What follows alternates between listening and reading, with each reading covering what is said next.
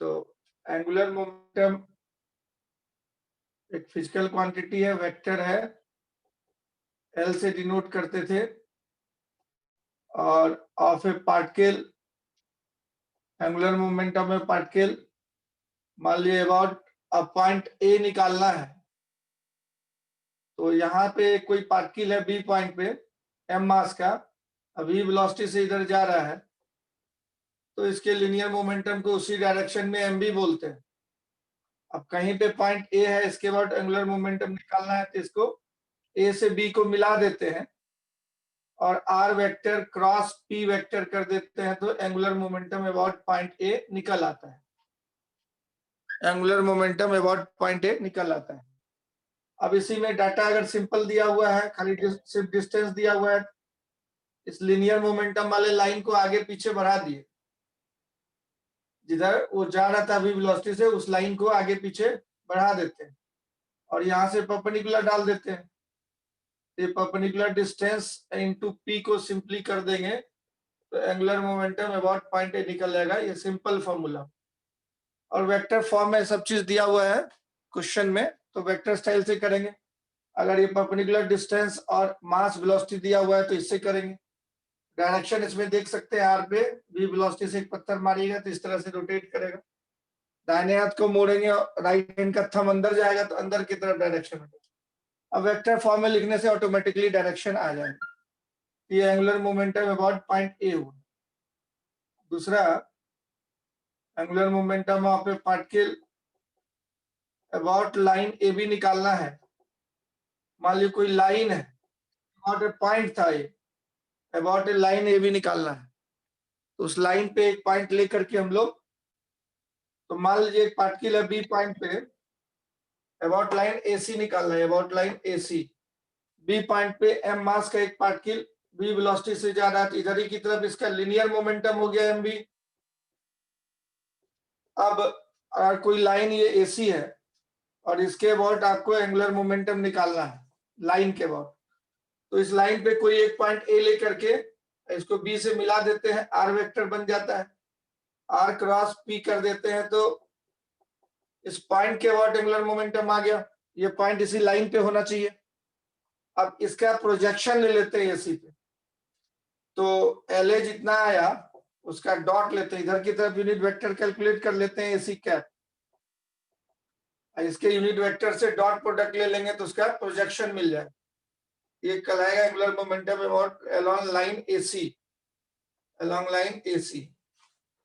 इस लाइन पे कोई एक पॉइंट लेके एंगुलर मोमेंटम निकालिए, उसका प्रोजेक्शन ले लेते हैं तो ये निकल आता है। ये ऑलरेडी हम लोग डिस्कस कर चुके हैं। उसी तरीके से ये पार्टिकल का था एंगुलर मोमेंटम। अब ट्रांसलेटरी मोशन के लिए निकालना है और रिजिड बॉडी है, तो angular momentum of rigid body in translation है। इसमें मेनी पार्टिकल सिस्टम को रिजिड बॉडी बोल रहे हैं। About an axis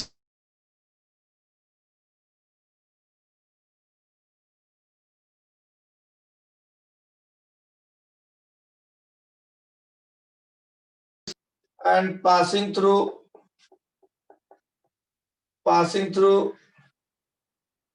a point A on earth, figure में दिया हुआ। तो ये मान लीजिए कोई बॉडी है, रिजिड बॉडी है, और ये ट्रांसलेट कर रहा है। एक पार्टिकल का वेलोसिटी अगर पता है तो हर एक पार्टिकल का वही वेलोसिटी होगा, हम लोग को मालूम है। अब मान लीजिए यहाँ पे कोई एक्सिस है, एक लाइन है, और यहाँ से जा रहा है कोई पॉइंट ए से एक परपेंडिकुलर लाइन, ये जा रहा है एक्स वाई प्लेन में, इसके परपेंडिकुलर लाइन के अबाउट एंगुलर मोमेंटम निकालना है।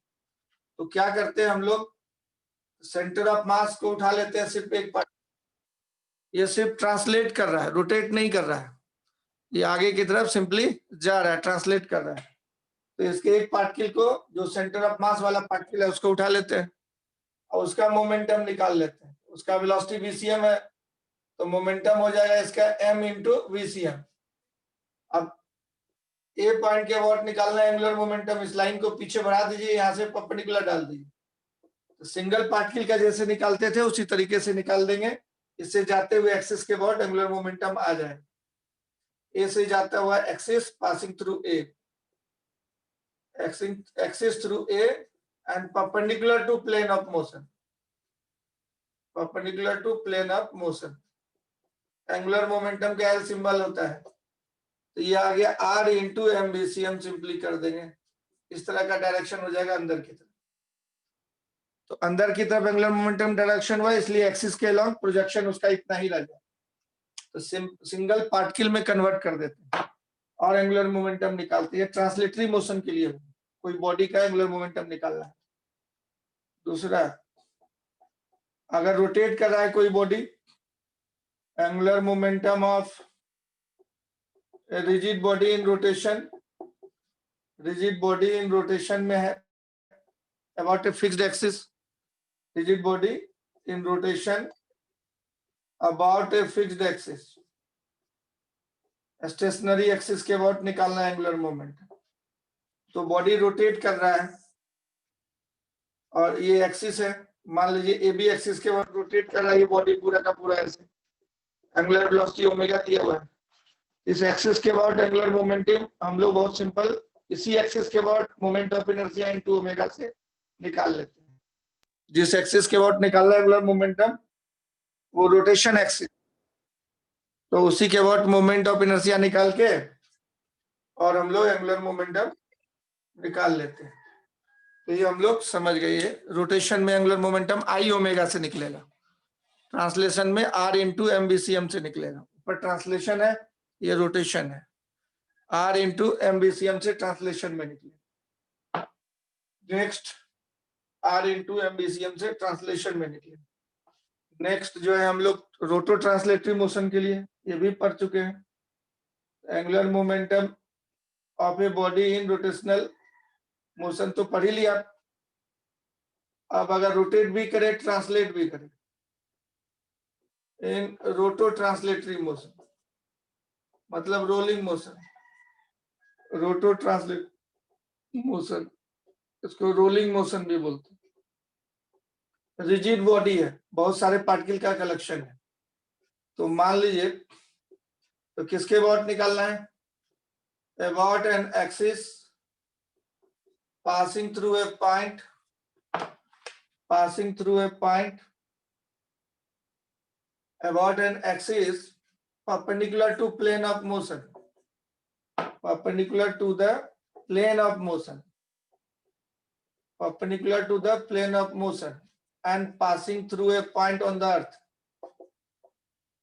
passing through a point का नाम दे देते हैं, ए फोटो में दिखाएंगे हम, ऑन द अर्थ। तो मान लीजिए कोई राउंड शेप्ड बॉडी है और इसका वेलोसिटी वीसीएम दिया हुआ और साथ में ये रोल कर रहा है, तो रोटेट करते हुए भाग रहा है रोड पे। अब यहाँ पे कोई पॉइंट ए है, इसी से जाता हुआ कील ठोक देते हैं, जैसा वही एक्सिस हो गया perpendicular to plane of motion, उसी के अबाउट हम लोग को एंगुलर मोमेंटम निकालना है। तो क्या करते हैं हम लोग, angular momentum of the body about any point A on the earth है, और उसी से जाता हुआ अर्थ पे एक्सिस है, ए पॉइंट से जाता हुआ एंगुलर मोमेंटम निकालना है। अर्थ पे कोई एक्सिस है, ए पॉइंट से जाता हुआ निकालना है। तो बॉडी का एंगुलर मोमेंटम हम लोग सेंटर ऑफ मास पे खड़े होकर निकाल लेते हैं, अब प्लस सेंटर ऑफ मास का मोमेंटम अर्थ के इसी एक्सिस पे खड़े होकर निकाल, इस एक्सिस के अबाउट निकाल। तो बॉडी का मोमेंटम सेंटर ऑफ मास पे खड़े होगा तो खाली रोटेट करता हुआ दिखता है, तो रोटेशनल वाला लिख लेते हैं, मतलब सिंपल बोले तो ये रोटेशनल हो गया, रोटेशनल वाला हो गया, और इसको सिंपल बोले तो ट्रांसलेशनल वाला हो गया। तो रोटेट कैसे कर रहा है, सेंटर ऑफ मास के अबाउट गोल गोल, जैसे यहाँ पे कांटी लगा के फिक्स कर दिया, ऐसे नाच रहा है, तब इसका एंगुलर मोमेंटम आई ओमेगा हो जाएगा।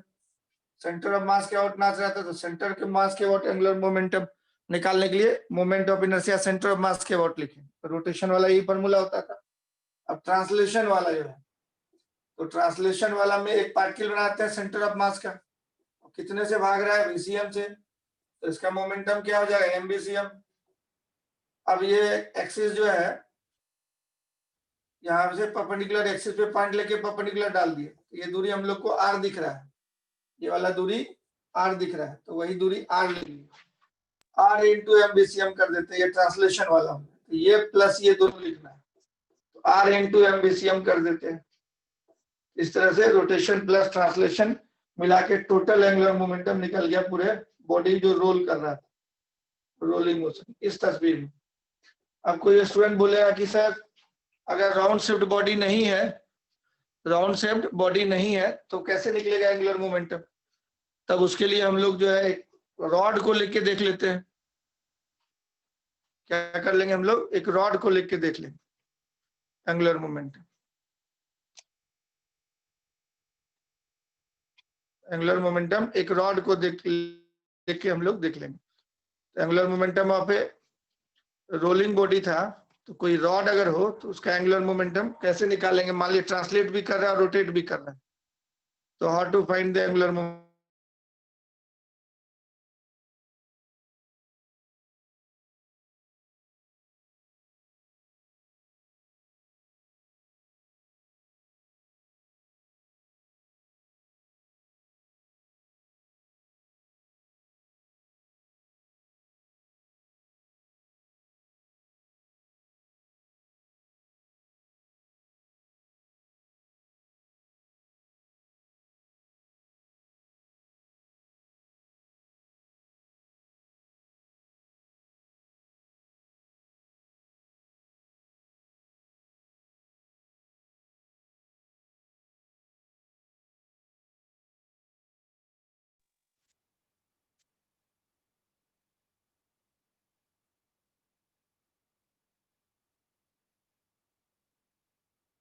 इसको नोट कर लिए। फिर एंगुलर मोमेंटम, कोई रॉड को फेंक दिए तो रोटेट भी करेगा, ट्रांसलेट भी करेगा, उसका एंगुलर मोमेंटम हम लोग को निकालना।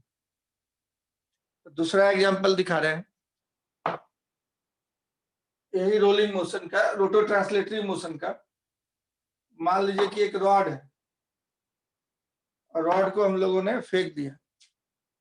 एक रॉड है एल लेंथ का और मास एम है, तो सेंटर ऑफ मास उसका जो है बीचों बीच होगा।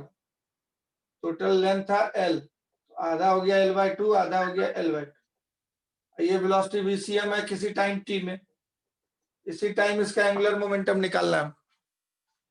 किसके अबाउट एंगुलर मोमेंटम निकालना है भाई? तो यहाँ पे कोई पॉइंट ए है, इसी से जाते हुए एक्सिस के अबाउट निकालेंगे।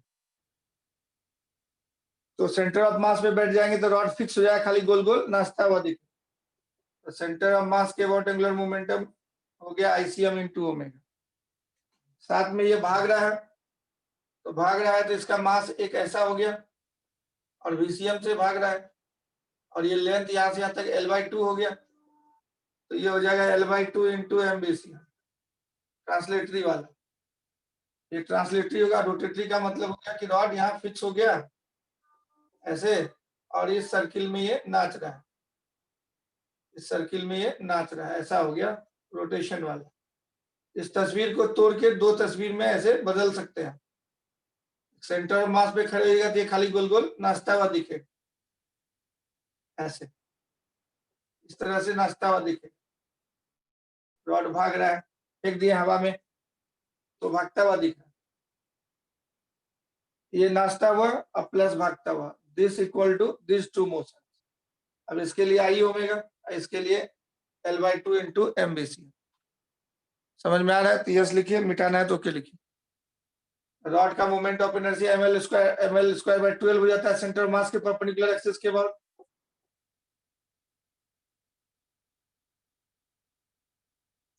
इस तरह से एंगुलर मोमेंटम आप लिख सकते हैं। नेक्स्ट, तो आपने रिलेशन भी पढ़ा था टॉर्क एंड एंगुलर मोमेंटम के बीच में। Relation between torque and angular momentum आपने पढ़ा था।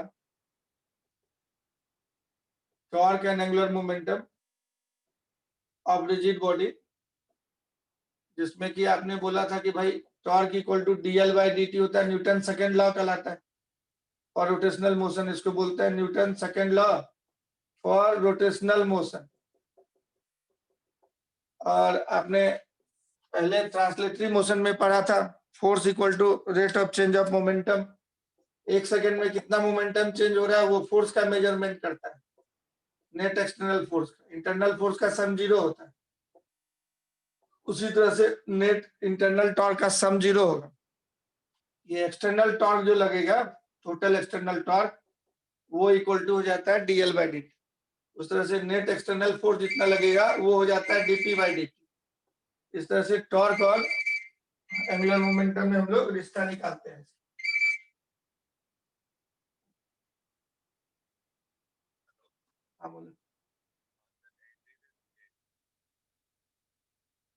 Newton second law for rotational motion, ऐसा लिखते हैं। फिर नेक्स्ट जो है, अब इसमें एल का वैल्यू अगर पुट कर देते हैं आई ओमेगा पुट कर देते हैं इसमें, तो नेट एक्सटर्नल टॉर्क कितना हो जाता है, यही न्यूटन्स लॉ बन जाता है, I into D omega by D T. अगर आई कांस्टेंट है, जनरली ज्यादा क्वेश्चन में कांस्टेंट रखते हैं हम लोग, तो net external torque equal to I alpha बनता है आपका इक्वेशन न्यूटन्स लॉ।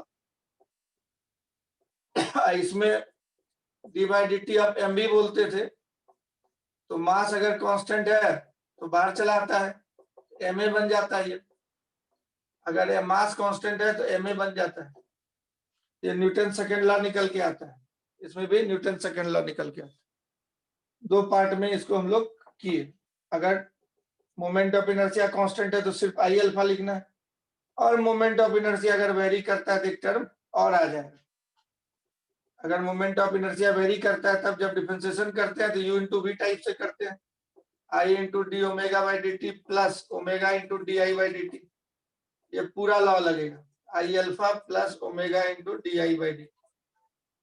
अब इस केस में अगर अल्फा कांस्टेंट है, अल्फा अगर कांस्टेंट है तो ये फॉर्मूला सिंपल बन जाता है, omega D I by D T. Moment of inertia बदल रहा है लेकिन एंगुलर एक्सेलरेशन नहीं है, तब सेकेंड पार्ट बच जाएगा। ये भी Newton second law for rotational motion का है। तो इस तरह से एंगुलर मोमेंटम और टॉर्क से हम लोग न्यूटन सेकेंड लॉ निकाल लिए। तो टॉर्क और एंगुलर मोमेंटम का ये सब फॉर्मूला दिमाग में रखना है। अब इसी में से हम लोग कंजर्वेशन ऑफ एंगुलर मोमेंटम निकाल लें, तो और क्वेश्चन करना हम लोग शुरू करें। तो सिंपल एंगुलर मोमेंटम पे क्वेश्चन ऑलरेडी हम लोग किए हुए थे। तो एंगुलर मोमेंटम कंजर्वेशन इसी फॉर्मूले से आए। लिनियर मोमेंटम कंजर्वेशन कब बोलते हैं, जब net external force 0। Angular momentum conserve कब करते हैं, जब नेट एक्सटर्नल टॉर्क 0। इस पर यही न्यूटन सेकेंड लॉ था। तो if net external torque acting on a body is 0, तो इसका मतलब dl बाई dt 0 हो जाएगा। तो L बराबर कांस्टेंट हो गया। एंगुलर मोमेंटम अगर कांस्टेंट होगा तब नेट एक्सटर्नल टॉर्क अगर 0 हो गया तो L कांस्टेंट हो जाएगा। एंगुलर मोमेंटम कांस्टेंट कब होगा, जब नेट एक्सटर्नल टॉर्क 0। या एंगुलर मोमेंटम कांस्टेंट है तो नेट एक्सटर्नल टॉर्क 0 आएगा। दोनों बात एक ही तरह का हो गया। अब सर्कुलर मोशन में कोई पार्टिकल है, v वेलोसिटी चल रहा है, तो हम लोग जानते हैं सर्कुलर मोशन कराने के लिए सेंट्रीपिटल फोर्स लगना ही चाहिए। इस सेंटर के अबाउट अगर आप निकालेंगे इसका टॉर्क तो 0 आ जाएगा, क्योंकि ये फोर्स उसी से पास कर रहा है। तो in circular motion net torque about centre is 0। इस फिगर में आप देख रहे हैं, एक एग्जांपल हम दिखा रहे हैं। सेंट्रीपिटल फोर्स सेंटर की तरफ लगता है, इस फोर्स का टॉर्क सेंटर के अबाउट निकाल के देखिए। इन सर्कुलर मोशन ये सेंट्रल फोर्स कहलाता है, जो फोर्स सेंटर की तरफ रहे। तो सोलर सिस्टम में सारा फोर्स इसी तरीके से लगता है, इसलिए उसमें एंगुलर मोमेंटम कंजर्व करते हैं। इन सर्कुलर मोशन में देखिए net torque about point C centre के अबाउट वो 0 आ जा रहा है, तो एंगुलर मोमेंटम कंजर्व होगा। Angular momentum is conserve, angular momentum is conserve. तो सेंट्रल फोर्स लगे, जो फोर्स सेंटर की तरफ जाए तो सेंटर के अबाउट टॉर्क 0 आ जाए। और इंटरनल टॉर्क तो हम लोग जानते हैं उस 0 ही होता है। इंटरनल टॉर्क इंटरनल फोर्सेस के चलते जो टॉर्क होता है सब ये हम लोग जानते हैं 0 होता है, आपको दिखाए थे। क्योंकि दो फोर्स जिधर की तरफ जा रहा है रिलेटिव वेलोसिटी, फिर से एक बार देख लीजिए। जैसे मान ली कोई बॉडी है, ये पार्टिकल 1 है, ये पार्टिकल 2 है, ये इसको अटैक कर रहा है इधर, ये अटैक कर रहा है इधर, ये प्लस है, अब ये माइनस है। किसी पॉइंट पी के बाद टॉर्क आप निकालिएगा, ये r1 वेक्टर बोले, ये r2 वेक्टर बोले, इसका नाम ए, इसका नाम बी दे दिया। तो total torque about point P internal force है ये। इंटरनल फोर्स एक्शन रिएक्शन में एग्जिस्ट करता है। तो टोटल टॉर्क P पॉइंट के वॉट निकालेंगे तो R1 क्रॉस F हो गया और plus R2 cross minus F हो गया। माइनस F मतलब उल्टा है, मैग्नीट्यूड उतना ही है। तो ये R1 minus R2 vector cross F हो गया। R1 माइनस R2 उस फिगर में बन जाएगा BA वेक्टर। तो BA वेक्टर और F वेक्टर का क्रॉस प्रोडक्ट, दोनों वेक्टर जब पैरेलल होता है या कोलिनियर होता है तो क्रॉस प्रोडक्ट 0 होता है। तो नेट इंटरनल टॉर्क जो है कि ये टोटल इंटरनल टॉर्क हो गया अबाउट पॉइंट P। वो किसी भी पॉइंट P के अबाउट इंटरनल टॉर्क टोटल 0 ही होता है। इंटरनल फोर्स के चलते जगह टॉर्क निकालेंगे, इसलिए इंटरनल फोर्स लग भी रहा है तो उससे कोई मतलब नहीं है। तो एक्सटर्नल फोर्स के चलते जो टॉर्क प्रोड्यूस होता है वो अगर 0 हो जाए तब एंगुलर मोमेंटम कंजर्व कर सकते हैं। इसी को स्टेटमेंट में लिख लेते हैं, if net external torque acting on A system, जिस लाइन के अबाउट आप नेट एक्सटर्नल टॉर्क निकाले उस लाइन के अबाउट एंगुलर मोमेंटम कंजर्व करें on A system is 0 about a point or line, then angular momentum of the system about that point or line is conserved. यही statement हुआ, इसको याद रखते हैं और इसको अप्लाई करते हैं हम लोग। नेट एक्सटर्नल टॉर्क जहां जहां 0 आ जाएगा सब में एंगुलर मोमेंटम कंजर्व आप कर सकते हैं। तो देखिए कुछ एग्जांपल कहाँ कहाँ होगा नेट एक्सटर्नल टॉर्क 0, तो जरा देखते हैं हम लोग कुछ एग्जांपल और उस पर क्वेश्चन करते हैं। तो चलिए क्वेश्चन हम दे रहे हैं और यहाँ से प्रॉब्लम बनाना हम लोग स्टार्ट करेंगे। एक क्वेश्चन दे रहे हैं, तो सबसे पहला क्वेश्चन है कि दो पार्टिकल सिस्टम है, दो पार्टिकल है, एक का मास m1 है और दूसरे का मास m2 है और दोनों को एक लाइट रॉड से कनेक्ट कर दिया है। ये बहुत ही हल्का रॉड है, इससे कनेक्ट कर दिया है। अब आपको निकालना है कि कौन से पॉइंट के अबाउट इसका moment of inertia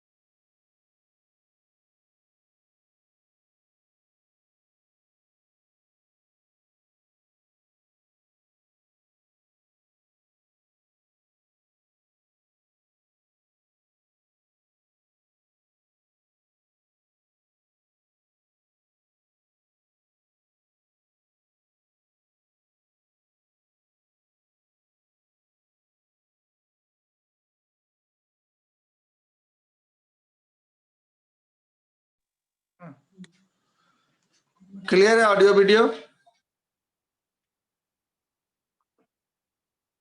audio video clear है? यस। देखो यार, तो हम लोग को पहला क्वेश्चन है मोमेंट ऑफ इनर्शिया निकालिए। ये जो एक्सिस है दिया हुआ, इस एक्सिस के about minimum moment of inertia कितना होगा about this axis, minimum moment of inertia कितना हो, तो कौन से एक्सिस के अबाउट हो। और दूसरा तब एंगुलर मोमेंटम निकालिए about centre of mass axis, है ना, perpendicular to dot, axis is perpendicular to dot, axis is perpendicular to light rod और दो पार्टिकल का mass m1 m2, axis perpendicular to light rod. तो हम लोग मिनिमम मोमेंट ऑफ इनर्शिया निकाले थे, सेंटर ऑफ मास एक्सिस के about होता है। तो मान लीजिए ये r दूरी पे है, तो हम लोग इसको r दूरी बोलते हैं, तो ये r माइनस या x दूरी बोलते हैं तो इसको r माइनस x बोलते हैं। तो इस एक्सिस के अबाउट मोमेंट ऑफ इनर्शिया कितना होता है, m1 x square plus m2 r minus x का होल स्क्वायर हो जाए, ऐसा हो जाए होगा। तो अब इसमें से di by db by dx के साथ x के साथ बदल रहा है, 0 कर देंगे मिनिमम के लिए। तो for minimum I A B minimum के लिए 0 कर देते हैं तो मोमेंट ऑफ इनर्शिया पता चलता है सेंटर ऑफ मास एक्सिस के और डिफरेंशिएट करके 0 कीजिए m1 into 2x x square का डिफरेंशिएशन, इसका differentiation 2 into r minus x, फिर अंदर वाले का डिफरेंशिएशन r माइनस एक्स का डिफरेंशिएशन r का 0 x का -1, ये बराबर 0 कर दिए। इससे x हम लोग का निकल जाएगा, m1x बराबर m2 r माइनस एक्स आ गया। और ऐसा कब होता था? ये सेंटर ऑफ मास के लिए वैलिड होता था, इसका मतलब ये पोजीशन सेंटर ऑफ मास का पोजीशन है। This equation m1r1 equal to m2r2 वाला इक्वेशन आ गया। This is valid for centre of mass position, valid for centre of mass position, मतलब सेंटर ऑफ मास के बाद मोमेंट ऑफ इनर्शिया मिनिमम होता है। मतलब ये जो पॉइंट है जहां से एक्सिस जा रहा है वो सेंटर ऑफ मास का होगा, तब मोमेंट ऑफ इनर्शिया उसके बाद मिनिमम होगा। तो आप x निकाल सकते हैं इसमें से, x कितना आ गया m2 बाय पड़ोसी वाला mass by total mass into total distance, ये हो जाता है x का वैल्यू। तो x पुट कर दीजिए, मोमेंट ऑफ इनर्शिया मिनिमम आ जाएगा। तो मिनिमम मोमेंट ऑफ इनर्शिया हो गया सेंटर ऑफ मास के बाद, और कितना होगा जब x का वैल्यू इतना होगा तो x इसमें डाल देते हैं, और ये हम लोग ऑलरेडी कैलकुलेट किए थे इसलिए हम तेजी से लिख रहे हैं। ये ऑलरेडी आपके कॉपी में लिखा हुआ है, दोबारा r माइनस एक्स हो जाएगा m1r bye m1 plus m2 का होल स्क्वायर, और जब इसको दो जोड़ देते हैं तो ICM कितना आएगा, इसको ऐड कीजिए। मोमेंट ऑफ इनर्शिया सिंपल लिखे m into x square m2 into r minus x का होल स्क्वायर, और डिफरेंशिएट कर दिए, x निकल गया सेंटर ऑफ मास का position. This is the position of centre of mass, formula याद होगा, कुछ सेंटर ऑफ मास पढ़े थे। तो अब x का वैल्यू यहाँ डाल देंगे तो ये मोमेंट ऑफ इनर्शिया चलाएगा, मिनिमम मोमेंट ऑफ इनर्शिया। तो ICM के बाद मोमेंट ऑफ इनर्शिया मिनिमम होता है, और वो कितना आया, इसको सॉल्व कर लीजिए, m1 m2 by m1 plus m2 common ले लीजिए, m1 प्लस m2 कॉमन हो जाएगा, ऊपर में क्या बच गया, r स्क्वायर भी कॉमन हो जाएगा, ऊपर में एक्स्ट्रा एक m2 बच गया, और साइड में क्या हो गया, m1 बच गया, है ना, और m1 प्लस m2 एक इस साइड बचा क्योंकि होल स्क्वायर था, ये कट जाएगा। तो फाइनली हम लोग को बचेगा, फाइनली हम लोग को जो फॉर्मूला बचा मोमेंट ऑफ इनर्शिया का सेंटर ऑफ मास के बाद, जो कि मिनिमम होता है m1 m2 by m1 plus m2 into r square, और यही मोमेंट ऑफ इनर्शिया सबसे मिनिमम होता है। ICM is the minimum moment of inertia. अब दूसरा क्वेश्चन है कि एंगुलर मोमेंटम निकालिए इसका सेंटर ऑफ मास के बाद। तो हम लोग जानते हैं सेंटर ऑफ मास के बाद मोमेंट ऑफ इनर्शिया इतना होता है जो कि मिनिमम होता है। तो angular momentum about centre of मास क्या हो जाएगा तब, आई ओमेगा। सेंटर ऑफ मास पे आप खड़े हो गए तो सेंटर ऑफ मास भागता हुआ नहीं दिखेगा, सीधा ये नाचता हुआ दिखेगा, है ना। ये एक्सिस अगर रोटेट कर रहा है दोनों मास, इसके बाद तब आप निकाल पाइएगा, तो ओमेगा दिया रहेगा। तो पहले मोमेंट ऑफ इनर्शिया निकाल लिया, बोल रहा है इस एक्सिस के बाद रोटेट कर रहा है पूरा सिस्टम। तो सेंटर ऑफ मास के बाद मोमेंट ऑफ इनर्शिया कितना हो गया हमारा, m1 m2 by m1 plus m2 into r square. तो angular momentum about centre of mass axis, angular momentum about centre of mass axis, centre of mass axis निकालना हो तो वो हम लोग का टू पार्टिकल सिस्टम के इसमें ICM इंटू ओमेगा स्क्वायर हो जाएगा। ICM निकल गया था m1 m2 by m1 plus m2 into r square, तो into r square into omega, ऐसा होगा। अब इस m1 m2 by m1 plus m2 के का एक स्पेशल नाम होता है रिड्यूस्ड मास। इसको क्या बोलते हैं, रिड्यूस्ड मास। रिड्यूस्ड मास मतलब दो पार्टिकल को ऐसे लगता है जैसे एक पार्टिकल सिस्टम बना दीजिए, वही पार्टिकल रोटेट कर रहा है एक एक्सिस के बाद ओमेगा एंगुलर वेलोसिटी से।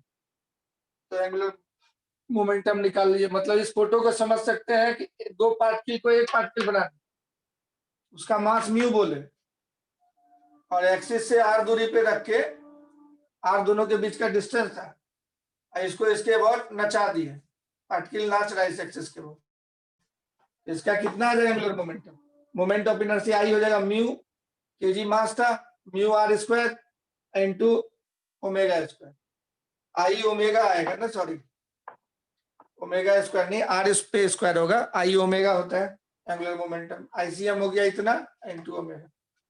तो इसका एंगुलर मोमेंटम क्या होगा, mu into R square moment of inertia into omega. तो mu R square omega centre of mass के वर्ड एंगुलर मोमेंटम होगा। तो ये वाला क्वेश्चन आपके एससीबी में दिया हुआ है, आप देख सकते हैं उस क्वेश्चन का आंसर हमने कर दिया है, नोट कर लिए। इसमें कुछ दिक्कत है समझने में, कुछ प्रॉब्लम है कहीं पे तो पूछ सकते हैं। तो मेन था सेंटर ऑफ मास के वर्ड मोमेंट ऑफ इनर्शिया निकाला into omega. Centre of mass के वर्ड मोमेंट ऑफ इनर्शिया दो पार्टिकल सिस्टम का होता है।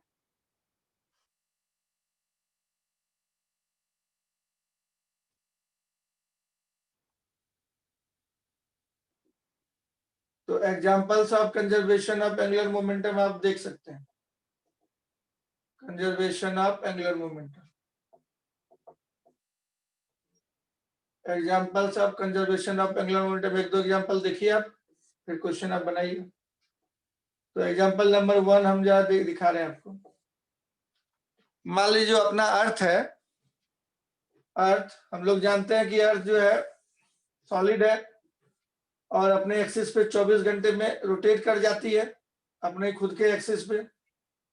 और कितना होता है टाइम पीरियड इसका, 24 आवर, टी का वैल्यू 24 में दिन रात होता है। अपने एक्सिस पे रोटेट करती है, इसकी रेडियस आर है, मास एम है, रोटेट करिए सब पूरा का पूरा अर्थ अपने एक्सिस पे। अब क्या है कि किसी कारण बस अपने इंटरनल फोर्सेस के चलते वो सिकुड़ गया। तो मान लीजिए इंटरनल फोर्सेस के कारण वो सिकुड़ गया अर्थ, ये इनिशियल सीन था और इसकी रेडियस हाफ हो गई, ये फाइनल सीन है, इसकी रेडियस कितनी हो गई r/2। तब अब कितने देर का दिन और रात होने लगेगा, इसका नया स्पीड बदल जाएगा क्योंकि इसका मोमेंट ऑफ इनर्शिया घट गया पूरे बॉडी का। रेडियस मास तो उतना ही रहेगा, श्रिंक किया तो रेडियस आधा हो गया, क्वेश्चन में दिया हुआ है। इंटरनल फोर्सेस के चलते वो सिकुड़ गया, कोई हथौड़ा मार के नहीं दबाया उसको। तो कितने घंटे में दिन रात होगा वो निकालना है, तो ओमेगा डैश निकालना होगा। तो नेट एक्सटर्नल टॉर्क यहाँ 0 हो गया क्योंकि इंटरनल फोर्सेस के चलते टॉर्क 0 होता है। तो आप आई ओमेगा I1 ओमेगा 1 बराबर I2 ओमेगा 2, इसको बोलते हैं angular momentum conservation, AMC। Aligarh Muslim college नहीं है ये AMC एंगुलर मोमेंटम कंजर्वेशन लगा दी। तो रोटेटिंग बॉडी का एंगुलर मोमेंटम क्या होता है, आई ओमेगा, इसका भी क्या हो गया आई ओमेगा, स्फीयर मान के अर्थ को हम लोग बना रहे हैं। तो मोमेंट ऑफ इनर्शिया इसके बाद कितना होगा 2/5 mr², ओमेगा 1 ओमेगा दिया हुआ था, यहाँ कितना हो जाएगा 2/5 m/r/2 का होल स्क्वायर हो जाएगा, मास तो वही है, नया ओमेगा ओमेगा डैश बोल दिए। तो 2/5 m कट गया, r² कट जाए तो ओमेगा हो जाएगा 4 ओमेगा, r² कट गया, ओमेगा डैश हो गया 4 ओमेगा। एंगुलर स्पीड 4 गुना हो जाएगा इसका, बड़ा तेजी से नाचने लगेगा, है ना, सिकुड़ गया अगर एंगुलर स्पीड तेज हो जाएगा तो टाइम पीरियड जो है कम होगा, मतलब कम टाइम में ही ज्यादा स्पीड, मतलब एक चक्कर मार लेगा। इसको 2π/t डैश बोलेंगे, इसको 4 × 2π/t बोलेंगे। 2π कट गया, 4 हुआ कि कुछ बचा जाए, देखिए तो ठीक है। तो नया टाइम पीरियड कितना आ गया आपका, 2π पूरा कट गया, तो टी डैश उल्टा कर दिया, t/4 हो गया, तो ये बच गया 6 घंटा। टाइम पीरियड शुरू में कितना था 24 घंटा, अब नया टाइम क्या हो गया t/4, मतलब 6 आवर। तो 6 घंटे में ही दिन रात हो जाएगा। आपका स्कूल जो है जब 24 घंटे दिन रात होता है तो आपका स्कूल 6 घंटे का होता है, 1/4 हो जा रहा है। तो अब आपका स्कूल 6 घंटे का दिन रात होने लगा तो स्कूल कितना हो जाएगा 1.5 घंटे का, 1/4 कम हो जाएगा, 6/4 1/4। 1.5 घंटे में स्कूल जाइएगा और आ जाइएगा, क्लास खत्म है, उसी में 8 पीरियड पढ़ाना है, सारा पीरियड भी छोटा छोटा हो जाएगा, 10-10 मिनट का एक पीरियड, तो काम आपका हो जाएगा। नोट कर लीजिए।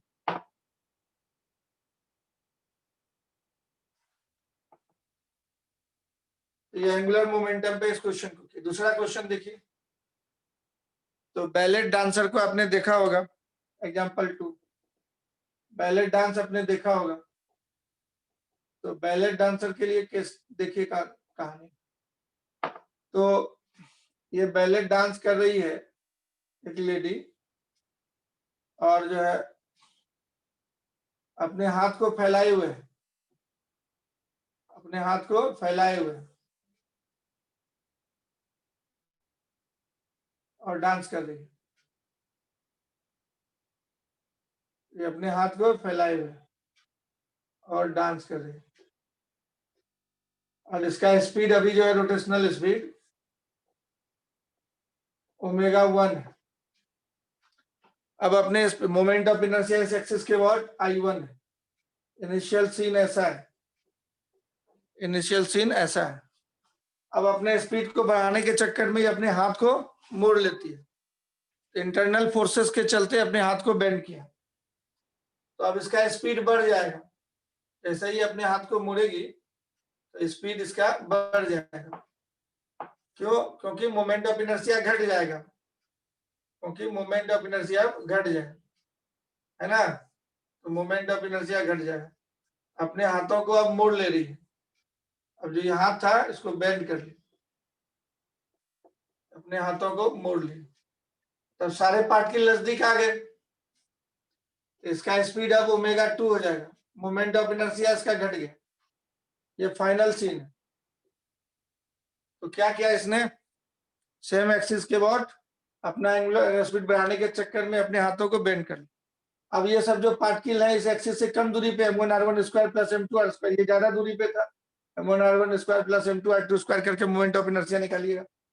इसका मोमेंट ऑफ इनर्शिया कम हो जाए, ये आपको दिखाई पड़ रहा है पिक्चर से। I2 लेस देन I1 हो जाए, I2/I1 लेस देन 1 हो जाए, I2/I1 लेस देन 1। अब इसमें इंटरनल फोर्सेस के चलते हाथों को मोड़ रही है, इसलिए बोलेंगे नेट एक्सटर्नल टॉर्क यहाँ पे कुछ भी नहीं लग रहा है, इसलिए अप्लाई करेंगे AMC। क्या अप्लाई करेंगे? Angular momentum conservation. तो I1 ω1 बराबर I2 ω2 हो जाएगा। पहला पॉइंट, I1 ω1 = I2 ω2। तो आप देख रहे हैं कि यहाँ पे ω1/ω2 = I2/I1 और I2/I1 लेस देन 1 है, तो ये वाला ले जाके इसमें रख दीजिए, I2/I1 का वैल्यू यहाँ पे रख दीजिए, पुट 2 in 1, पुट 2 in 1, इसको ले जाके यहाँ पे रख देते हैं। तो ω1/ω2 इज लेस देन 1, मतलब ω1 लेस देन ω2, इसका मतलब ω2 ग्रेटर देन ω1। एंगुलर स्पीड बढ़ गया, angular speed increases, final angular speed increases. क्यों? मोमेंट ऑफ इनर्शिया घट गया, एंगुलर स्पीड इंक्रीज कर जाएगा। और क्या होगा तो जरा देखते हैं। और काइनेटिक एनर्जी क्या होगा, इसका बढ़ेगा कि घटेगा? तो वो स्पीड तो घट गया, स्पीड बढ़ गया, मोमेंट ऑफ इनर्शिया कम हो गया, तो काइनेटिक एनर्जी क्या हो? काइनेटिक एनर्जी हाफ I ω² बोलते हैं। इसका शुरू का काइनेटिक एनर्जी है, इसका शुरू का काइनेटिक एनर्जी है हाफ I1 ω1²। इसका काइनेटिक एनर्जी हो जाएगा हाफ I2 ω2²। I2 घट गया, ω2 बढ़ गया, काइनेटिक एनर्जी का क्या होगा? तो वो जरा चेक करते हैं क्या होता है। अभी तक कोई दिक्कत नहीं है तो ओके बोलिए, आगे लिखेंगे।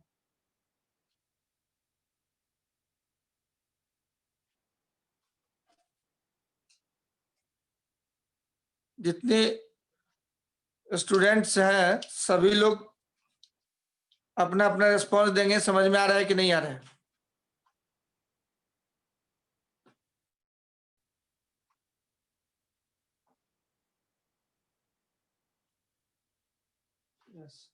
तो अब काइनेटिक एनर्जी को देखते हैं। तो काइनेटिक एनर्जी दोनों का प्रोडक्ट था, एक बढ़ गया था दूसरा घट गया था। तो देखिए इधर काइनेटिक एनर्जी का कहानी। तो काइनेटिक एनर्जी इनिशियल या फाइनल बाय इनिशियल हम लोग को निकालना है। तो फाइनल काइनेटिक एनर्जी था I2 ω2² हाफ I1 ω1², यही तो था। तो इसको हम लोग लिख सकते हैं I2², हाफ हाफ कट गया, ω2² / I2। वहां बचा था सिर्फ I2 ω2², अपने मर्जी से I2 से मल्टीप्लाई कर दिया, डिवाइड कर दिया। यहाँ I1 बचा है, लेकिन ऊपर I1 से मल्टीप्लाई कर दिए, डिवाइड कर दिए। अब आप जानते थे एंगुलर मोमेंटम कंजर्वेशन से यहाँ से I1 ओमेगा 1 I2 ओमेगा 2 होता है, इसलिए इसका स्क्वायर भी इक्वल होगा। ये दोनों कट जाएगा ऊपर वाला पार्ट। अब ऐसा कर देने से कट जाएगा। ये I1 बाय I2 आ गया। I1 बड़ा था I2 से, तो चूंकि I1 bye I2 greater than I1 है, इसलिए काइनेटिक, इसके बदले ये काइनेटिक एनर्जी वाला रेशियो डाल दिए। तो काइनेटिक एनर्जी ये बराबर है इसके final by initial greater than 1 हो जाएगा। मतलब फाइनल काइनेटिक एनर्जी इंक्रीज कर जाता है, मोमेंट ऑफ इनर्शिया घट गया, एंगुलर वेलोसिटी बढ़ गया और काइनेटिक एनर्जी भी बढ़ जाता है। क्यों बढ़ा काइनेटिक एनर्जी? भाई एनर्जी कैसे मिलेगा? तो उसने अपने इंटरनल फोर्स के चलते वर्क किया था, वही वर्क एनर्जी में कन्वर्ट होता है। हाथ को मोड़ने के लिए जो ताकत लगाई थी, तो एनर्जी तो बर्बाद होता नहीं है, तो उसका काइनेटिक एनर्जी बढ़ गया। तो ये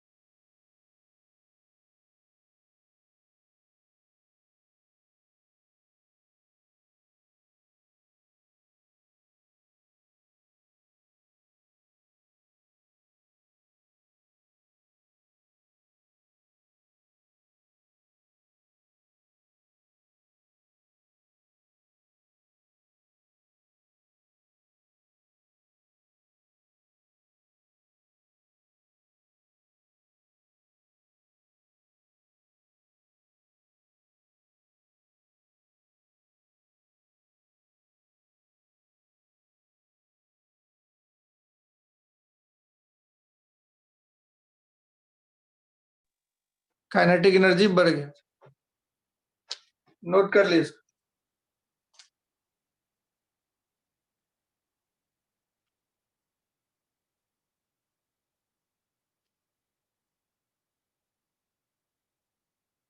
नोट कर लिए। थर्ड एग्जांपल लिखे। अब थर्ड एग्जांपल की तरफ चलेंगे। नेक्स्ट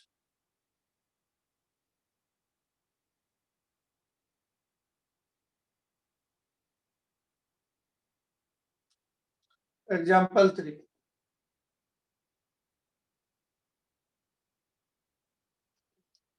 तो मान लीजिए कि भाई एक स्ट्रिंग है और उसका रेडियस शुरुआत में R0 है, मास m है एक पार्टिकल का, और वेलोसिटी v0 है। अब स्ट्रिंग को पकड़ के खींच दिया, इनिशियल सीन ये था, और उसका रेडियस कर दिया आप जो है, ये सर्कुलेट कर रहा था इसके बाद, इसका रेडियस छोटा कर दिया, अब रेडियस r हो गया। ये फाइनल सीन हो गया। मास तो वही रहेगा, वेलोसिटी बदल जाएगा। ये ट्रांजिशन फाइनली ऐसा हो गया, पकड़ के रस्सी, जैसे मान लीजिए इस ट्यूब से गया हुआ था, पकड़ के खींच दिया तो रस्सी थोड़ा छोटा हो गया, तो फाइनल जो है, फाइनली ऐसा सीन हो गया, है ना। तो इसका वेलोसिटी कितना हो जाएगा वो निकालिए। इसमें 3 क्वेश्चन है, क्वेश्चन हम लिख देते हैं, क्वेश्चन को आप देख लीजिए। इस तरह से स्ट्रिंग था। Figure shows a mass M placed on a frictionless oriental table. Figure shows a mass small m is placed on a frictionless horizontal table। उतना नहीं लिख रहे हैं, उतना नहीं लिख रहे हैं, सिर्फ हम पढ़ देते हैं, एक बार लैंग्वेज सुन लीजिए। मास m placed on a frictionless horizontal table and attached to a string passing over a small hole in the surface। Table पे एक होल था, उसी होल से इस रस्सी को पकड़ के खींच रहा है। टेबल पे रखा हुआ था, फ्रिक्शनलेस टेबल था। Initially the mass moves in a circle of radius r0 with velocity v0 and the free end of the string is held by a person। एक आदमी हाथ से पकड़े हुए थे, आदमी खड़ा था, यहाँ से रस्सी को पकड़े हुए थे। ये रस्सी यहाँ पे होल है, उससे जा रहा है, टेबल पे रखा हुआ था, नाच रहा था। Person pulls on the string slowly to decrease the radius of the circle to r। ये आदमी धीरे धीरे रस्सी को खींच के इसका रेडियस r कर दिया, है ना, जो कि फिगर में हम बना दिए। यहां तक लैंग्वेज छोड़ देते हैं, आप सब समझ रहे हैं। तो क्वेश्चन 3 है, find the tension in the string when the mass moves in a circle of radius small r. Tension in the string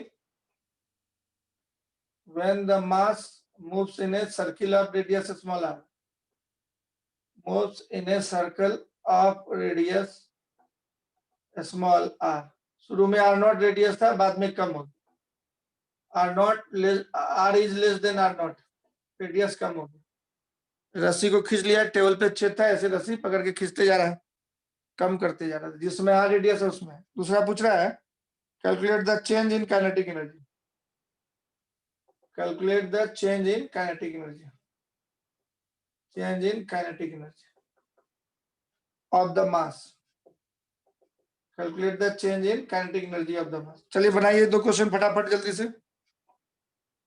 तो कैसे निकालिए?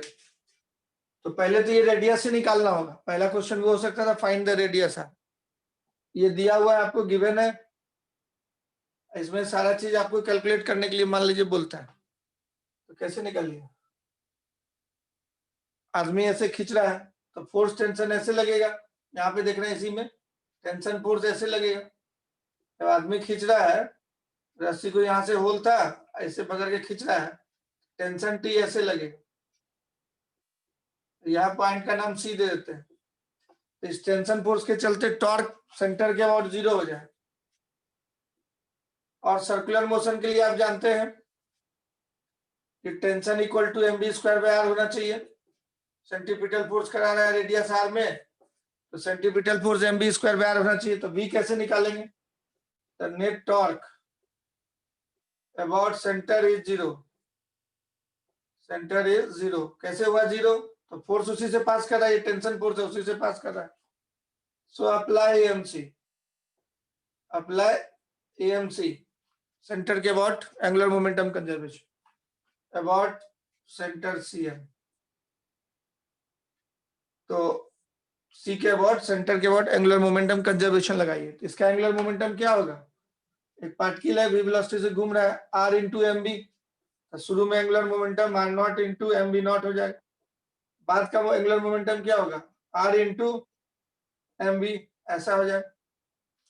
एम एम कट गया, इस तरह से आर निकल जाए, r naught v naught by v, v naught, r naught v naught by v, r निकल गया, ये रेडियस निकल गया। अब इसमें डाल दीजिए, या वी निकाल लीजिए, उसमें डाल दीजिए, रेडियस आर दिया हुआ है तो वी निकाल लीजिए। अब ये वी का वैल्यू उसमें डाल दिए, टेंशन निकल जाए। ये इक्वेशन 1 हो गया और ये इक्वेशन 2 हो गया। टेंशन फोर्स इतना हो जाए, तो वी का वैल्यू डाल देते हैं, आर दिया हुआ था क्वेश्चन, आर रहने देते हैं, वी का वैल्यू हो गया r naught v naught by small r का होल स्क्वायर। यही हो जाएगा टेंशन। काट कुट दीजिए, जो कटता है सो कटेगा, कुछ नहीं कटेगा, सब बचा रहेगा, ऐसा ही बचा रहेगा। तो ये हो गया टेंशन। समझ में आया तो यस बोलिए, नहीं समझ में आया तो नो बोलिए। बी वाला खुद कर सकते हैं आप, जल्दी से करके निकालिए, तो 1 मिनट का टाइम दे रहे हैं। काइनेटिक एनर्जी इसका, और इसका निकाल के घटा दिए फाइनल माइनस में।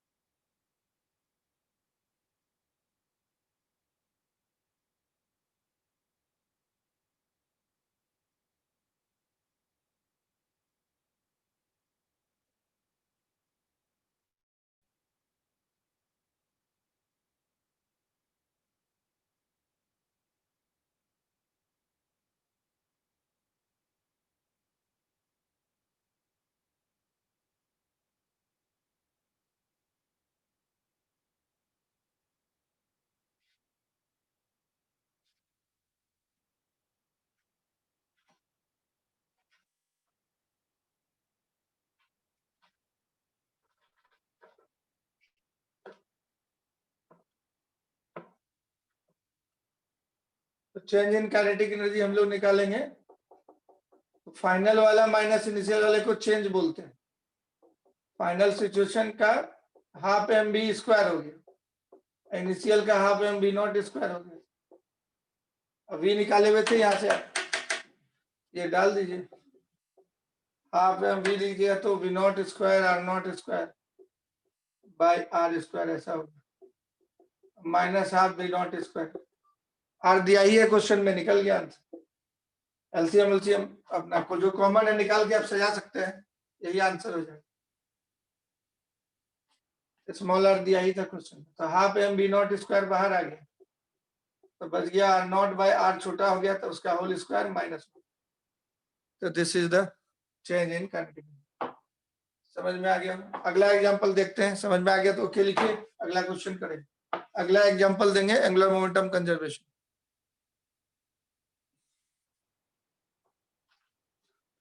अगला एग्जांपल एंगुलर मोमेंटम कंजर्वेशन। तो पॉट मेकर्स व्हील आपने देखा होगा, कुम्हार का चाक, कुम्हार का चाक आपने देखा होगा। तो क्या करता है, डंडा लगा घुमा देता है।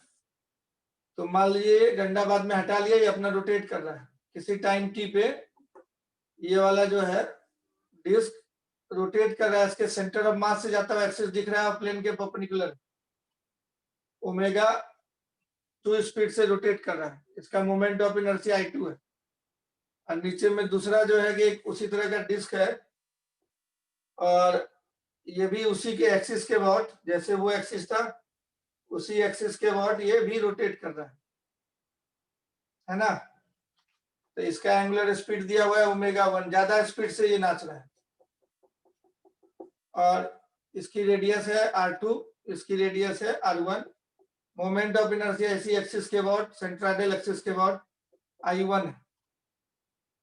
तो ये सरफेस रफ है, इसका पेंदी भी रफ है, दोनों रफ सरफेस है। क्या है? Rough surface, rough surface.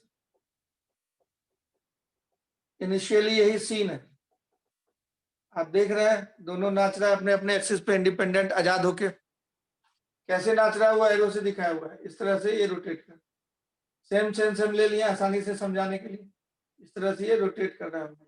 Omega 2 इधर की तरफ हो जाएगा, ओमेगा 1 इधर की तरफ हो जाएगा। जिस तरह से नाच रहा है, दूसरा हाथ को मोड़ेंगे, अंगूठा देगा डायरेक्शन।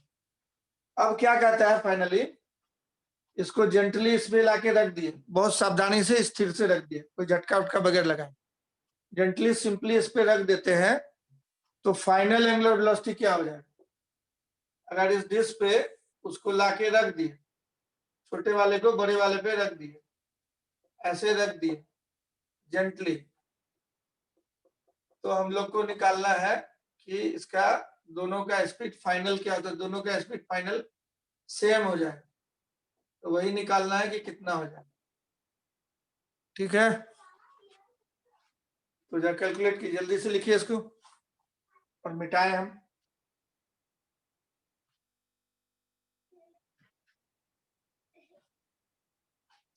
तो जब ये बॉडी, इस बॉडी पे ये नाचता हुआ कोई बॉडी है, ये रोटेट करता हुआ कोई बॉडी है, और उस पे ये बॉडी भी रोटेट कर रहा है, तो यहाँ रगड़ाएगा पूरा, जितना कांटेक्ट में है फ्रिक्शन लगेगा उसमें। अरे सर, एक बॉडी नाच रहा है और ये भी नाच रहा है, तो इसमें जब आएगा तो पूरा रगड़ाएगा, पूरा जितना सरफेस, ये यहाँ पे जितना है, यहाँ ऐसे आएगा तो इतने सरफेस पे टच करेगा। अब क्वेश्चन में दिया हुआ है कि ओमेगा 1 बड़ा है ओमेगा 2 से, ये गिवन है। ये ज्यादा स्पीड से नाच रहा था, वो कम स्पीड से नाच रहा था, टाइम बिंग के लिए मान लीजिए, कोई भी ज्यादा कोई भी कम हो सकता है, चलिए हम मान लीजिए ये ज्यादा था वो कम था। तो जब वो इसमें टच करेगा इस तरह से, तो वो तो अपना ही स्पीड से नाचना चाहेगा, ये अपने स्पीड से नाचना चाहेगा, तो ये आगे निकलना चाहेगा, उसके पॉइंट जितने टच कर दिए, सारा पॉइंट इसमें जितना है पेंदी में, वो सारा यहाँ पे सारा पॉइंट टच करेगा, तो सारा पॉइंट जो है ये ओमेगा 2 से भागना चाहेगा, ऐसे नाचना चाहेगा। सबसे लास्ट वाला सर्किल हम बनाए, इस तरह से हर एक का सर्किल होगा, जितने पॉइंट है सब सारे पॉइंट का सर्किल होगा, और इसका वाला पॉइंट भागना चाहेगा ओमेगा 2 से, तो इसके वाले पॉइंट को वो अपोज करेगा कि क्यों भाग रहा है इतना तेजी से, और ये उसको रिएक्शन में मारेगा फ्रिक्शन फोर्स, तो उसका स्पीड बढ़ाने की कोशिश करेगा। तो क्या करेगा, वो अपोज करेगा इसको। तो इसमें इस तरह से फ्रिक्शन लगाएगा, जो टच किया ये वाला पॉइंट इसमें, तो उस पॉइंट पे फ्रिक्शन लगाएगा, ताकि फ्रिक्शन के चलते जो टॉर्क पैदा हो उल्टा पैदा हो, ओमेगा 2 के रोटेशन के डायरेक्शन के उल्टा टॉर्क पैदा कराना चाहे स्लो करने के लिए। ऐसे फ्रिक्शन लगेगा, हर एक सर्किल पे लगेगा। बहुत सारे सर्किल होंगे, सबसे लास्ट वाला सर्किल हम बनाया है, सबसे लास्ट वाला पॉइंट का मतलब सरकमफ्रेंस में जो पॉइंट है उसका सर्किल बना है। यहाँ जो पॉइंट होगा वो भी टच करेगा इस तरह के सर्किल में, उसमें भी इसी तरह से फ्रिक्शन लगेगा। तो फ्रिक्शन वाले बहुत सारे सर्किल हो जाएंगे ऐसे। और ये सब क्या करेगा, सारा फ्रिक्शन टॉर्क पैदा करेगा। देखिए ये फ्रिक्शन इनटू आर्क इस तरह का टॉर्क पैदा करेगा, इस तरह का टॉर्क लगेगा इसमें,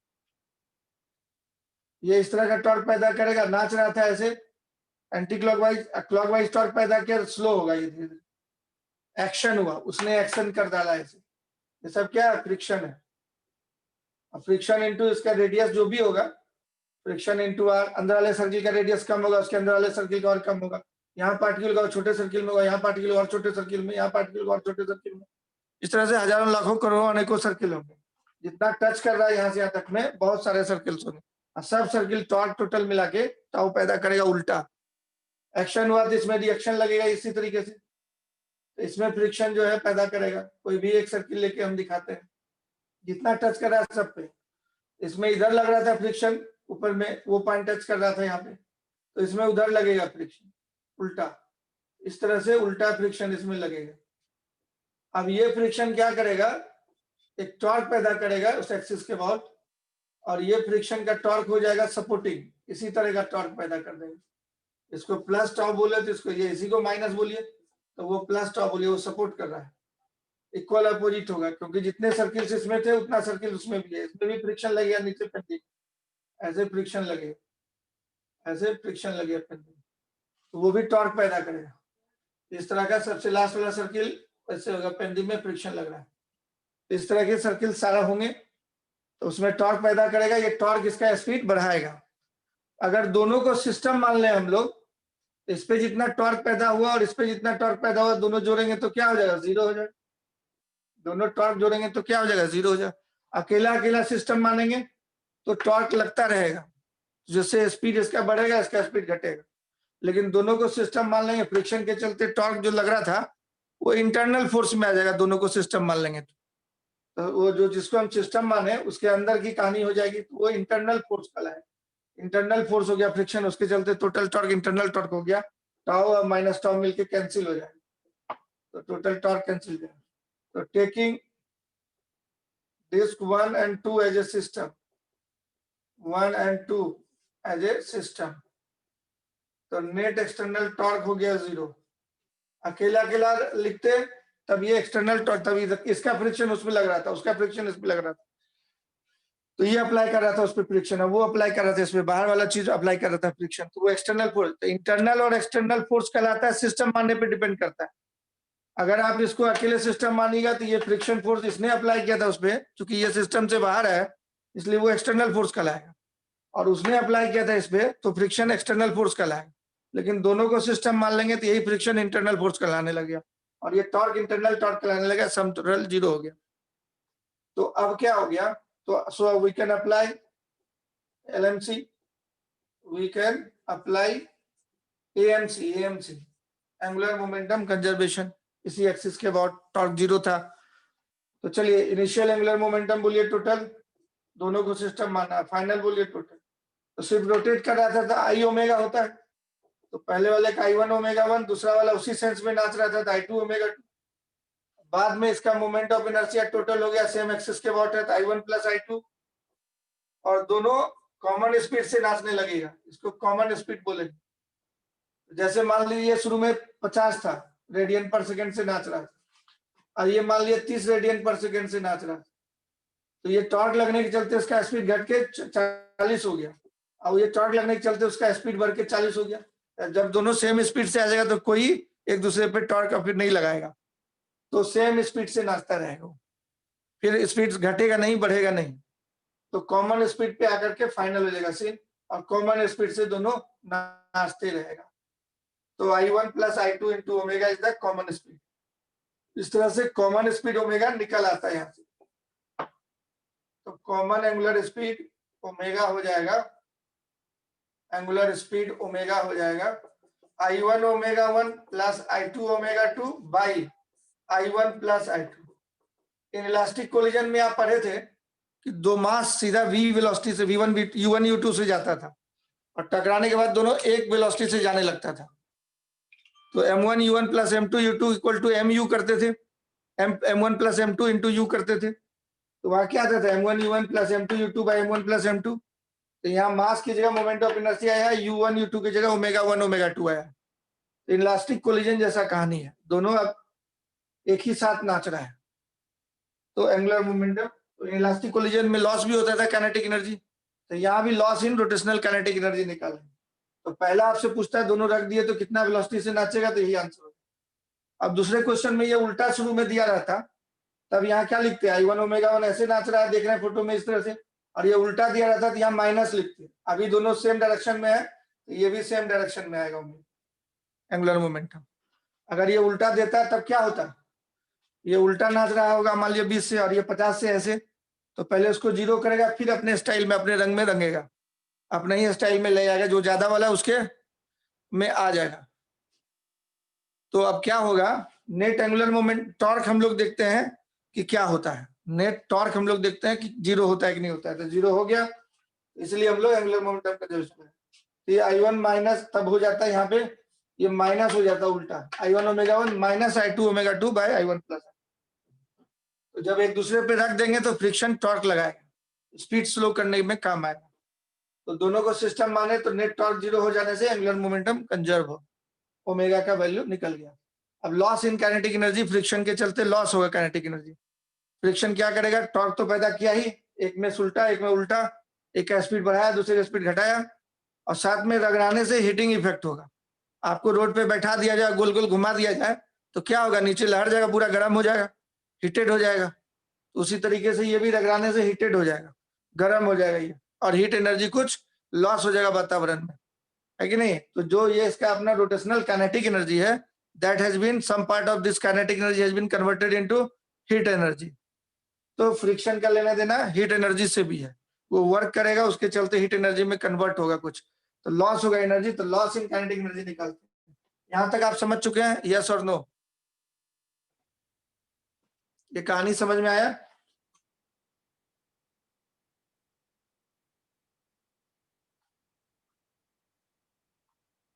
तो जो एक बार भी नहीं लिखा अभी तक, अंशुली जैसे एक बार भी नहीं लिखी, यस नो कुछ नहीं लिखती है, और भी बहुत सारा स्टूडेंट नहीं लिखता है कुछ भी, जैसे वैष्णवी भी आज नहीं लिखी है। तो वो लोग समझा कि नहीं समझा इसको?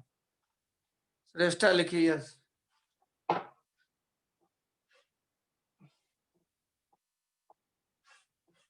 तो नेक्स्ट, अब इसमें लॉस इन काइनेटिक एनर्जी इसी में निकालना है। तो loss in rotational kinetic energy हो, loss in rotational kinetic energy तो क्या होगा, तो लॉस हम लोग बोलते हैं इनिशियल माइनस फाइनल। जैसे आपके पास 120 रुपया था, बिग बाजार से आए 20 रुपया बचा, तो 100 रुपये का लॉस हुआ, 100 रुपये का लॉस हुआ।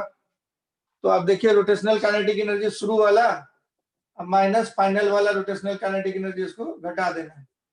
तो बोलिए शुरू वाला कितना था, हाफ I1 ओमेगा 1 स्क्वायर, और दूसरे का कितना था, हाफ I2 ओमेगा 2 स्क्वायर। ये दोनों नाच रहा था, इतना अपना अपना एनर्जी था, अब रख दिए तो ऐसा बन गया। इसका काइनेटिक एनर्जी निकालिए रोटेशनल, इसका काइनेटिक एनर्जी क्या बोलिए फाइनल वाला, हाफ I1 प्लस I2, अब दोनों एक साथ नाच रहा है, कितने से नाच रहा है, ओमेगा से। अलग अलग भी लिख सकते थे, half I1 omega square plus half I2 omega square, omega same हो गया, यही आएगा।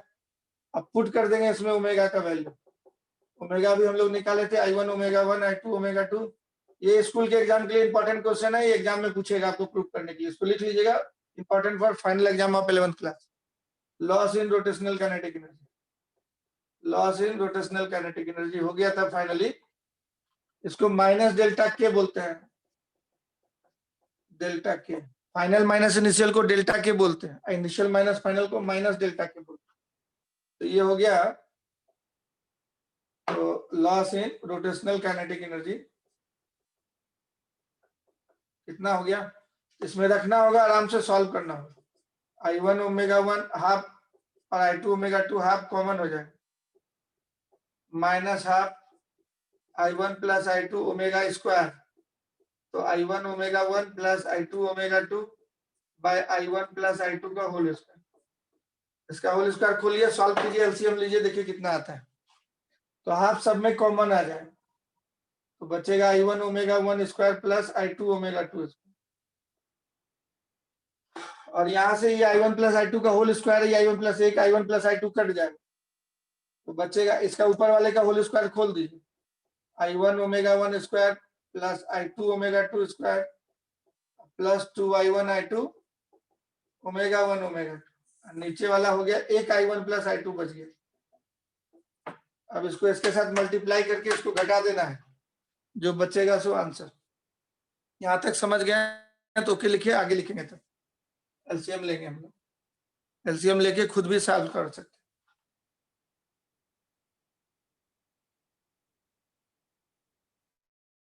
यहां तक ओके है, क्लियर है?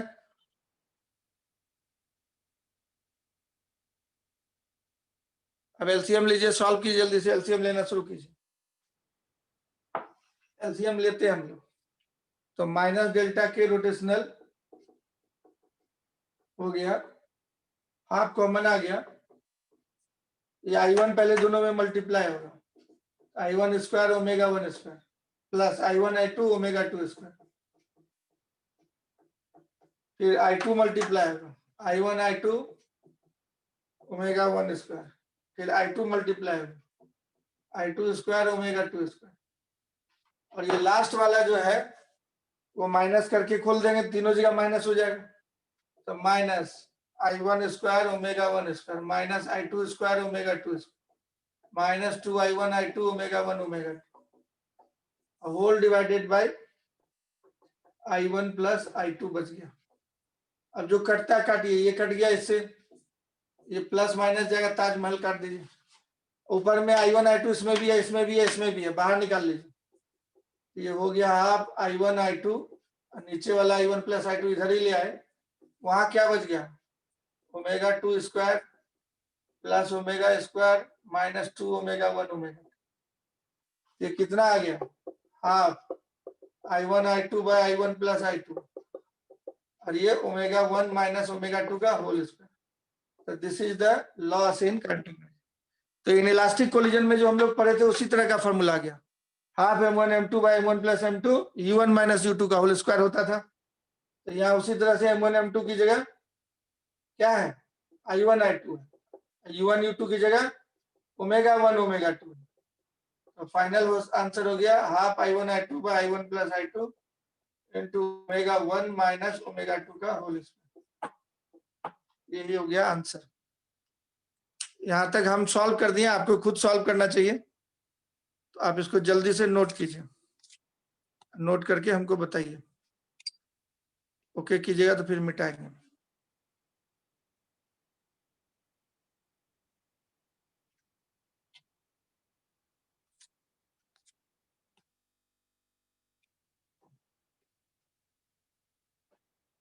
तो इन इलास्टिक कोलिजन का जो फॉर्मूला था उसी का लगता है ट्रू कॉपी हो गया, M1 M2 की जगह I1 I2 आ गया है, ओमेगा 1 ओमेगा 2 की जगह पे U1 U2 हो गया है, यही सारा कहानी है टोटल। तो वो अगर आपको याद है इलास्टिक कोलिजन वाला डेरिवेशन, तो वहां लीनियर मोमेंटम कंजर्वेशन लगाते थे, यहाँ एंगुलर मोमेंटम कंजर्वेशन लगा, उसमें भी टक्कर के बाद कॉमन वेलोसिटी हो जाता था दोनों का, दोनों एक साथ सेम वेलोसिटी से जाने लगता था, इसमें भी मतलब रखने के बाद दोनों कॉमन वेलोसिटी से जाने लगता है।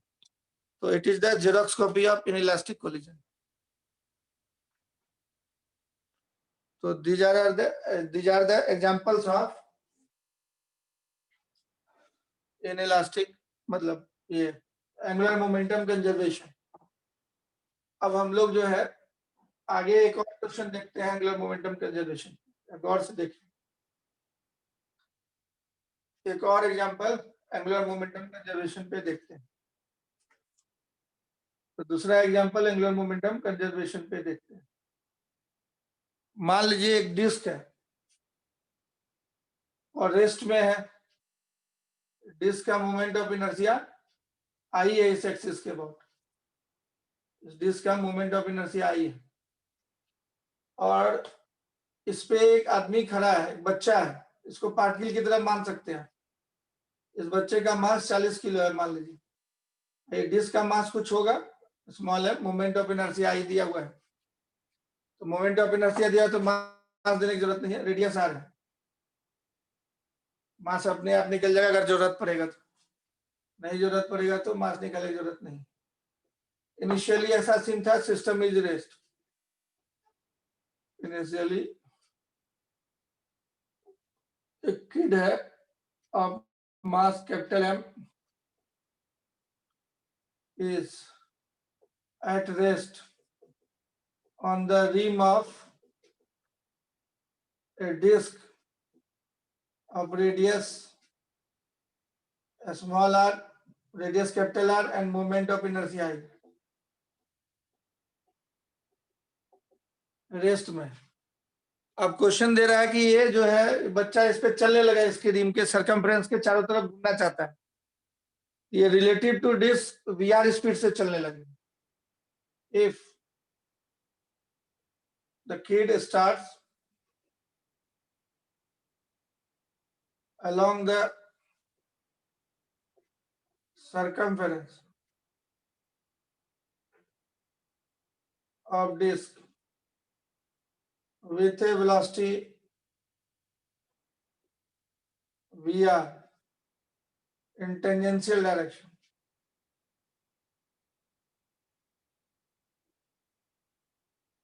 find the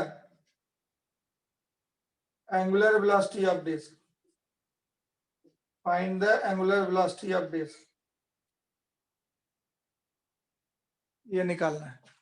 तो डिस्क कितने से नाचने लगेगा, जल्दी से लिखिए, इसको ट्राई कीजिए थोड़ा सा, एंगुलर मोमेंटम कंजर्वेशन पे इसको आप बना सकते हैं।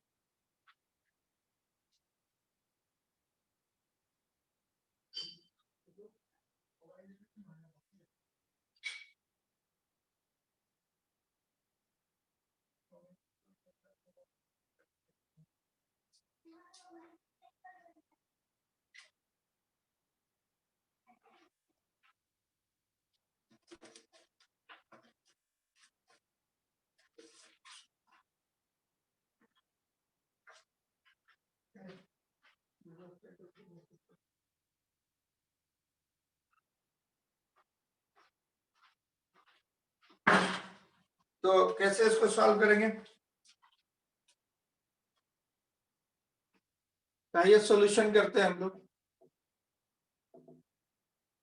तो क्वेश्चन में दिया हुआ है कि इस डिस्क पे वो किड चल पड़ता है टेंजेंशियल डायरेक्शन में, तो यहाँ पे ये किड है और ये इधर की तरफ चल रहा है वीआर से, स्पीड कितना हो गया रिलेटिव टू डिस्क वीआर दिया हुआ है, तो चलेगा कैसे वो बच्चा, इस पे चलता कैसे, फ्रिक्शन के चलते, इस पे तिरछा लगाएगा फोर्स, तो टेंजेंशियल कंपोनेंट फ्रिक्शन का इधर लगेगा और डिस्क पे फ्रिक्शन जो है इधर की तरफ इसके उल्टा लगेगा, तो डिस्क नाचने लगेगा अपने एक्सिस पे। तो जहां पे टच कर रहा था डिस्क पे और डिस्क पे फ्रिक्शन ऐसे लगेगा, तो डिस्क इस तरह से रोटेट, इस फ्रिक्शन के चलते वो रोटेट करने लगेगा डिस्क, ये टॉर्क पैदा कर देगा डिस्क, ये फ्रिक्शन के चलते आगे की तरफ जा रहा है, तो दोनों को सिस्टम मानेंगे, इस फ्रिक्शन का टॉर्क इसके अबाउट निकालेंगे तो r इंटू एफ हो जाएगा दूसरे डायरेक्शन में, ये r इंटू एफ दूसरे डायरेक्शन, इस डायरेक्शन में टॉर्क आएगा और ये वाला टॉर्क जो है इस डायरेक्शन में आएगा, तो दोनों टॉर्क जोड़ेंगे तो जीरो हो जाए, दोनों टॉर्क जोड़ेंगे तो ये डिस्क था नीचे वाला, तो डिस्क पे टॉर्क जो लगेगा वो इस डायरेक्शन में लगेगा, आदमी के पैरों पे टॉर्क, बच्चे के पैरों पे टॉर्क आगे उस ये नाच रहा है उधर की तरफ, इस पे टॉर्क निकालिए, यहाँ से फ्रिक्शन इधर लग रहा था तो उस पे एंटी क्लॉकवाइज टॉर्क आ जाए, इस पे क्लॉकवाइज टॉर्क आ जाए, तो डिस्क रोटेट करने लगेगी, डिस्क इस डायरेक्शन में रोटेट करने लगे, इस डायरेक्शन में डिस्क रोटेट करने लगे, है ना, इस डायरेक्शन में डिस्क रोटेट करने लगे इस तरह से, डायरेक्शन में डिस्क रोटेट करने लगे।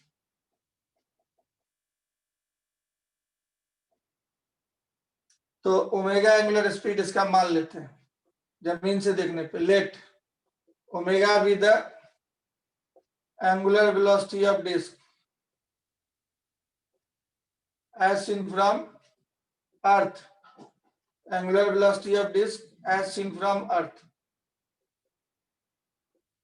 अब इसमें net torque of the friction force about axis of rotation is 0।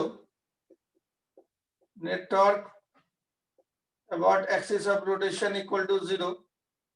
किसको किसको सिस्टम माने, taking disc plus kid as a system,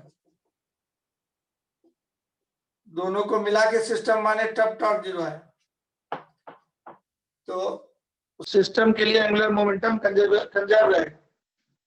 so apply angular momentum conservation for the system about the axis of rotation। Axis of rotation के about net torque 0 आया था, about the axis of rotation, axis of rotation निकालना है।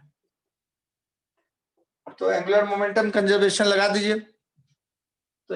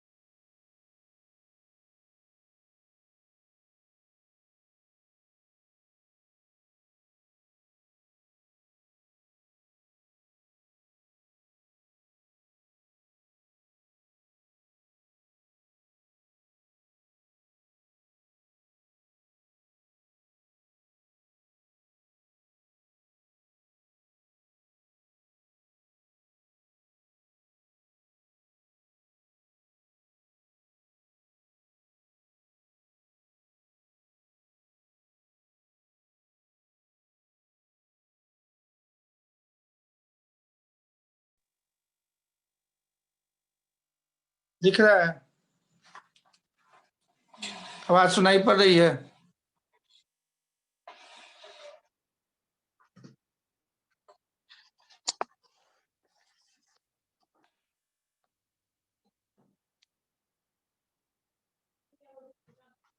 Yes, ठीक ठीक, जल्दी इसको complete करते हैं हम लोग। तो एंगुलर मोमेंटम कंजर्वेशन यहाँ पे लगा दीजिए। तो बोलिए, तो इनिशियल एंगुलर मोमेंटम इसका क्या है? ये तो इनिशियली रेस्ट में था। Total initial momentum disc plus man equal to final angular momentum. तो इनिशियल एंगुलर मोमेंटम 0 है दोनों का रेस्ट में। फाइनल वाला एंगुलर मोमेंटम बोलिए, डिस्क का बोलिए, डिस्क कैसे नाच रहा है उल्टा, तो माइनस आई ओमेगा लिखेंगे, क्योंकि इधर उल्टा का मतलब इधर की तरफ बोलिएगा तो माइनस के कैप की तरफ हो गया, इधर हो गया माइनस के कैप। इसको जेड एक्सिस अगर हम लोग बोल दें तो ये एंगुलर मोमेंटम इसका माइनस के कैप की तरफ हो गया। और प्लस अब इस किट का एंगुलर मोमेंटम निकालिए, एक पार्टिकल की तरह उसको ट्रीट करेंगे, तो आर इंटू एम बी करेंगे, आर इंटू एम बी। तो ये हो जाएगा कौन से डायरेक्शन में? उल्टे डायरेक्शन में, प्लस के कैप। तो ये प्लस के कैप डायरेक्शन में लिखेंगे, तो ये रॉन्ग हो जाएगा, क्योंकि ये angular momentum relative to disc है। ये एंगुलर मोमेंटम क्या है? Relative to disc. तो एंगुलर मोमेंटम किससे निकाले थे हम लोग? कंजर्वेशन लॉ, न्यूटन्स लॉ से। न्यूटन्स लॉ कौन से फ्रेम में वैलिड है? नॉन एक्सलेटेड फ्रेम में। ये डिस्क तो सर्कुलेट कर रहा है तो एक्सलेटेड फ्रेम हो गया। Circular motion is always an accelerated motion. तो ये इनर्शियल फ्रेम के रेस्पेक्ट में नहीं है, इसलिए ये रॉन्ग हो जाएगा। हमको इसका वेलोसिटी अर्थ के रेस्पेक्ट में निकालना पड़ेगा, है ना। चाहे तो ओमेगा निकालिए, चाहे वेलोसिटी निकालिए अर्थ के रेस्पेक्ट, दोनों में से कोई एक काम करना होगा। तो जैसे लिनियर मोमेंटम कंजर्वेशन में सारा वेलोसिटी इनर्शियल फ्रेम से हम लोग मेजर करते थे, तो नोट यहाँ पे हो गया, while applying AMC, angular momentum conservation, all velocities must be measured from inertial frame,